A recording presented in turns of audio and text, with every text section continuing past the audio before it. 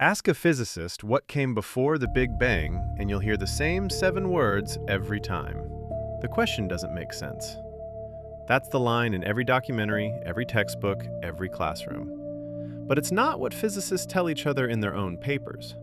In private, in peer review, they don't agree at all. Right now, there are 3 separate, seriously argued theories about what came before, and cosmologists have not converged on which one is real. And once you see all 3, you'll understand why none of them have won yet. In 1965, 2 radio astronomers named Arno Penzias and Robert Wilson picked up a faint hiss of microwave noise coming from every direction in the sky, and they couldn't get rid of it. It turned out to be the afterglow of the Big Bang itself, the cosmic microwave background, light from a universe barely 380,000 years old. Decades of mapping by NASA's COBE and WMAP satellites, and later ESA's Planck, confirmed it. The standard picture locked in. The universe began in a hot, dense state roughly 13.8 billion years ago and has been expanding ever since.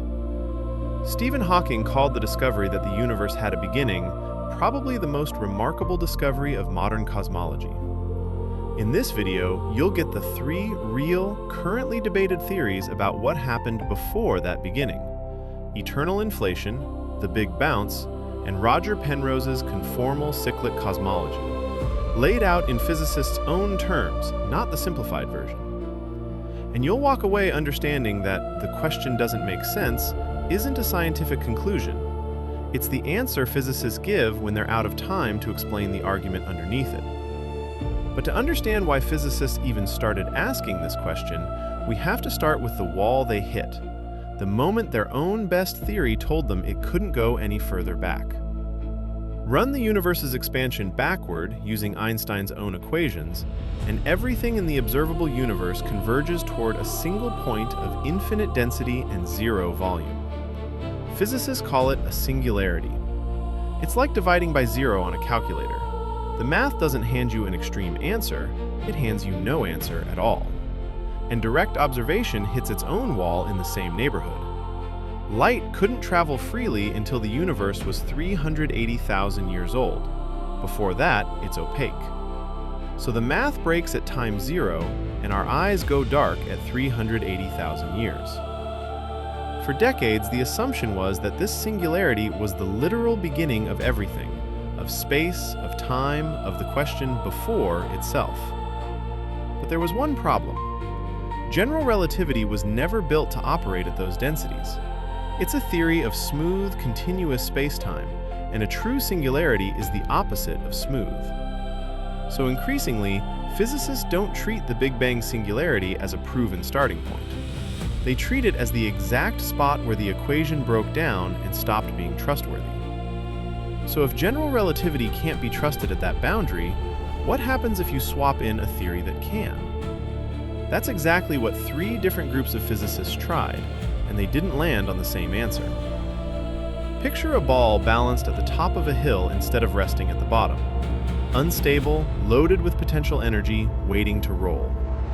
Cosmologists call the real version of that the inflaton field, a field of pure potential energy that briefly dominated the universe and forced space itself to expand exponentially.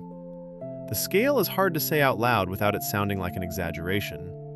A patch of space about the size of a grapefruit stretched to the size of our entire observable universe in less than a trillionth of a second. That's the equivalent of a grain of sand becoming larger than the Milky Way before your eye could even register the flash. And in some versions of the model, that field never fully switches off everywhere at once.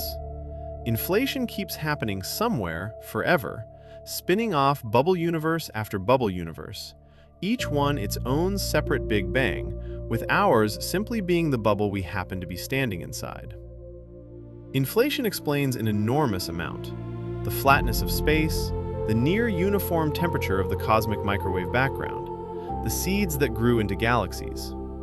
So if inflation solves that much, does it also answer what came before it? Not everyone agrees that it does.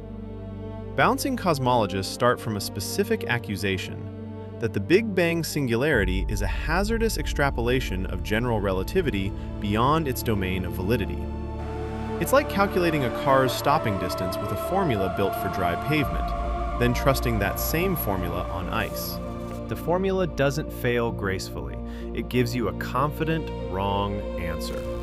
So instead of a singularity, bounce models propose a previous universe that contracted under its own gravity, then rebounded, the way a compressed spring stores and releases energy instead of collapsing down to a single infinitely thin point. Physicist Paul Steinhardt has pushed this further. Because nothing catastrophic happens to space during the contraction and the bounce, because a true singularity is never actually reached, he argues information itself can pass through.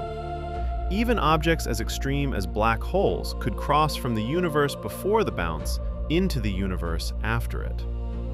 For a while, it looked like eternal inflation had this covered. In most versions, inflation runs forever going forward, so maybe it just runs forever going backward, too. But there was one problem. In 2003, 3 physicists, Arvin Borde, Alan Guth, and Alexander Vilenkin, proved something inconvenient. Their theorem showed that eternally inflating spacetimes are, on average, still expanding, which means they cannot be extended infinitely into the past. Even eternal inflation needs a beginning of its own, which means it never actually answered the before question. It just moved the same wall backward and left the big bounce theorists to explain what inflation itself couldn't.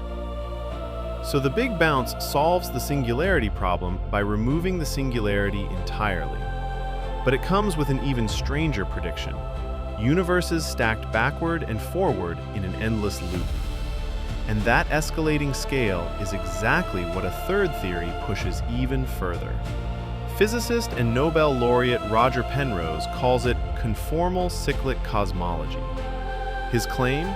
The heat death of a universe, maximum entropy, every star burned out, only massless radiation left drifting through infinite cold space, is mathematically the same as the hot, dense state of a brand new Big Bang.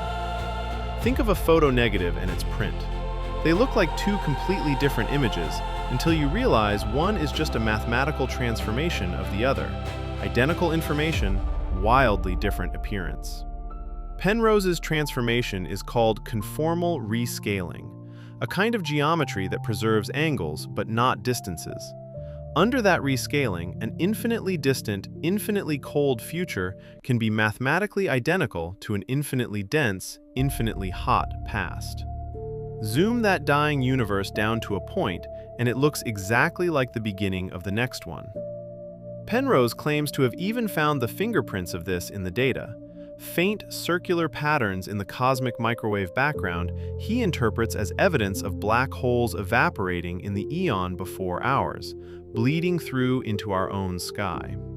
It's the most contested of the 3 theories, and most cosmologists remain unconvinced by the pattern. But it's a real, published, peer-reviewed claim, not a fringe idea. 3 groups of serious physicists, 3 different mathematical descriptions of what came before the Big Bang. And after decades of work, none of them has produced the kind of decisive evidence that ends the debate.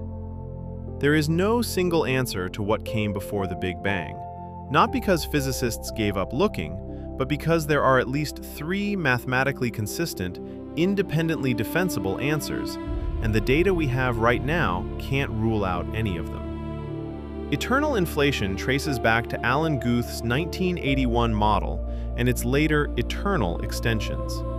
The Big Bounce comes out of loop quantum cosmology and Paul Steinhardt's ekpyrotic work. Conformal cyclic cosmology comes from Roger Penrose, who won the 2020 Nobel Prize in Physics for proving black holes are a direct consequence of general relativity.